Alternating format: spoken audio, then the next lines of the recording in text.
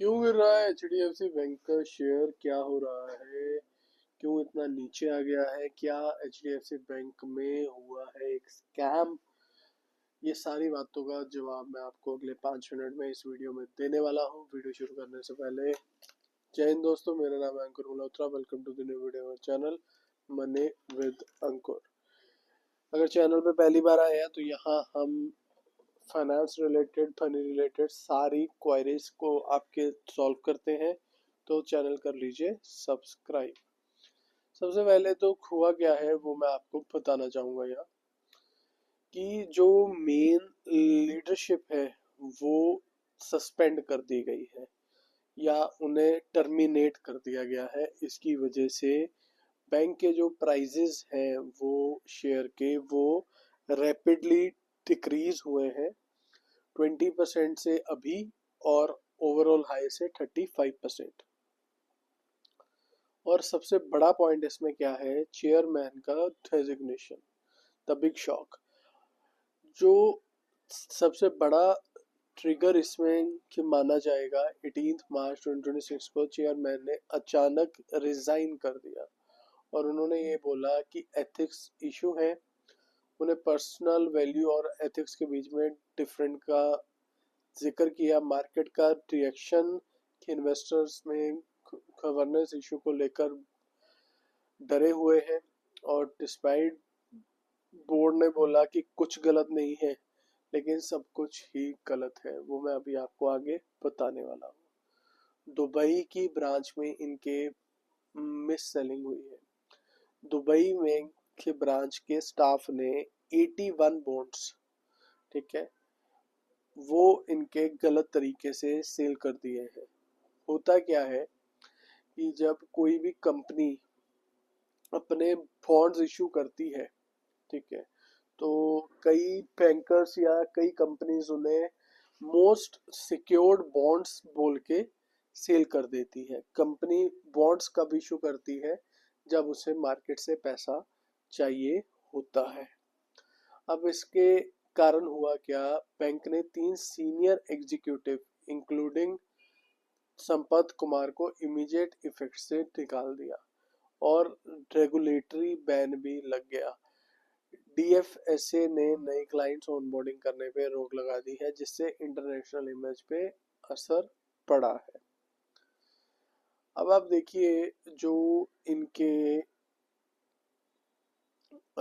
MD और CEO का term है वो भी खत्म होने वाला है। उसमें भी अनसर्टेनिटी है। इंटरनल चार्जेस और चैलेंजेस भी हैं। बोर्ड के अंदर के इंटरनल फ्रिक्शन की बातें मार्केट में फैल रही हैं। और ट्रांसपेरेंसी स्टेटस बैंक में एक्सटर्नल लॉ फर्म्स को अपॉइंट किया है एलिगेशन चेक करने के लिए, पर इन्वेस्टर अभी भी हाई स्टेबिलिटी मिस कर रहे हैं। और ऑपरेशन में भी चैलेंजेस लगे हुए हैं। लोन की जो ग्रोथ बुक है वो 85% है, लेकिन जो कासा है, मतलब कि डिपॉजिट है, वो बहुत कम है, 45% है। और एनआईएम रिकवरी पोस्ट मर्जर वो भी बहुत स्लो है, 30% है। एचडीएफसी लिमिटेड के साथ बैंक के मर्जर के पास मार्जिन जो से हैं रिकवर होने में ज़्यादा टाइम लग रहा है, जिससे प्रॉफिटेबिलिटी भी इम्पेक्ट हो रही है। सेक्टर रोटेशन कि इंस्टीट्यूशनल की इन्वेस्टर जो से है वो कि एचडीएफसी बैंक से पैसा निकाल के पीएसयू बैंक्स में डालना बेटर समझ रहे हैं अभी। समरी और फ्यूचर, अब ये स्टॉक बेयर टेरिटरी में आ गया है। सबसे पहले अब मैं ये कमेंट करने से पहले, we are not SEBI registered, हमको यहाँ पर बाय और सेल रिकमेंडेशन नहीं दे रहे। This video is purely for the educational purpose. हुआ क्या है वो मैं आपको सिर्फ की बता रहा हूँ, आगे क्या होगा वो मैं प्रिडिक्ट नहीं कर रहा हूँ। तो अब हुआ क्या है, स्टॉक आपका बेयर टेरिटरी में आ गया है। सबसे बड़ी बात क्या है कि नया परमानेंट चेयरमैन कौन होगा, सीईओ का टर्म एक्सपेंड होगा, आरबीआई और इंटरनेशनल रेगुलेशन का फाइनल स्टांस क्या होगा। और फिर भी अगर आपके क्वेश्चंस हैं तो आप मुझे कमेंट बॉक्स में पूछ सकते हैं। और मेनली जो मैं इसमें आपको एक चीज़ और बताना चाहूँगा, जो आपका 81 बॉन्ड्स होते हैं वो जब कोई भी कंपनी डिफॉल्ट होती है, जैसे कि एक एक्स कंपनी ने 81 बॉन्ड्स इशू करे और बी कंपनी ने वो कंपनी परचेज कर दी, तो वो 81 बॉन्ड्स को ये राइट ऑफ कर देती है। तो अगर ए कंपनी इंसॉल्वेंट हो जाती है, बी कंपनी उनके बाय करती है, तो 81 बॉन्ड्स नहीं रीपे करती। तो यही पूरा स्कैम है। और ये स्कैम्स इंडिया में या इंडिया के बाहर दोनों जगह होते रहते हैं, लोग ध्यान नहीं देते हैं, तो इसलिए हमने ये चैनल बनाया हुआ है ध्यान देने के लिए। ठीक है, तो चैनल पे पहली बार आए थे तो लाइक शेयर और सब्सक्राइब करके जाइए।